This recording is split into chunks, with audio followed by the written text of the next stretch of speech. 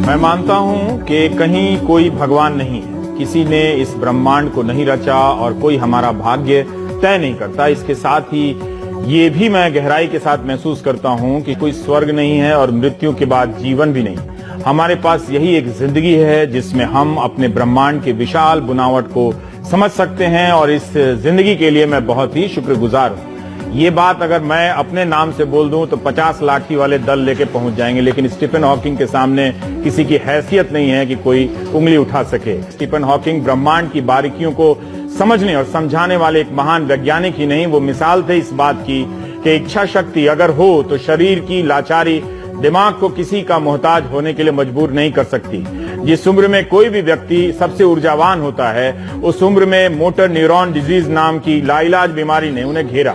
डॉक्टरों ने कहा कि वो कुछ साल ही जिंदा रहेंगे, लेकिन उन्होंने डॉक्टरों को गलत साबित किया और व्हील चेयर पर बैठे बैठे इस असीम ब्रह्मांड के राज ढूंढे और दुनिया को बताया। ब्रह्मांड की उत्पत्ति को समझाने वाली उनकी किताब a brief history of time की 1 करोड़ से ज्यादा प्रतियां बिक चुकी हैं और दुनिया की 35 भाषाओं में इसका अनुवाद हुआ है। ब्रह्मांड की उत्पत्ति से लेकर ब्लैक होल्स तक उनका काम विज्ञान की दुनिया में मील का पत्थर है, जो आने वाले कई साल तक वैज्ञानिकों को व्यस्त रखेगा। स्टीफन हॉकिंग को हम कैसे समझे, ये बताने के लिए हमारे साथ है डॉक्टर दक्ष लोहिया, जो कैम्ब्रिज में उनके छात्र रहे हैं, उनके साथ काम किए हैं। 78 से 82 तक तो उनके छात्र रहे हैं और उसके बाद भी लगातार फेलो के रूप में काम रहे हैं। दक्ष साहब, आपका स्वागत। आप हमारे दर्शकों को, बहुत सारे बच्चे देखते हैं, उन्हें बता दीजिए कि ये महान वैज्ञानिक जिनको आपने नजदीक से देखा है, किस रूप में देखा, उनकी क्या लगन थी, कैसे इतना वो काम करते थे, कुछ भी आप उनके बारे में बता दीजिए, हमारे लिए फर्स्ट हैंड जानकारी होगी। हाँ, बहुत अच्छा वातावरण था वहाँ, लेकिन जब मैं पहली बार गया कैम्ब्रिज यूनिवर्सिटी में काम करना एक अलग ही वहाँ की अपनी मुश्किलें हैं।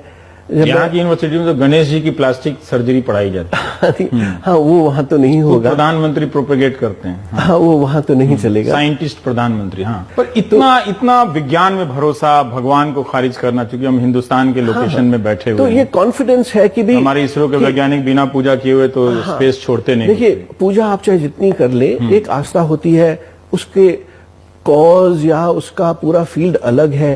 स्टीफन हॉकिंग इन चीजों को मिक्स नहीं करते थे। उस म्यूजिक के दौरान ही, उस म्यूजिक के पैशन से ही उनकी मुलाकात अपनी पहली पत्नी से हुई थी, जेन हॉकिंग से। सो खैर, कितना कुछ बताया आपने। बहुत शुक्रिया प्रोफेसर दक्ष लोहिया कि आप आए और आपने इस महान वैज्ञानिक को करीब से देखा। मैं सिर्फ एक चीज और बताना चाहता हूँ कि एक लेसन है सभी विद्यार्थियों के लिए। और कि जब मैंने उनको देखा तो मैं अपनी जो डिसेबिलिटीज वो तो भूल ही गया, और बस ये था कि भाई एक लेसन है सबके लिए कि चाहे जितनी भी खराब सिचुएशन हो, नेवर गिव अप, लड़ते रहना है ना। तो लड़ते रहिए, कभी हार मत मानिए, जीत इंतजार कर रही है आपका।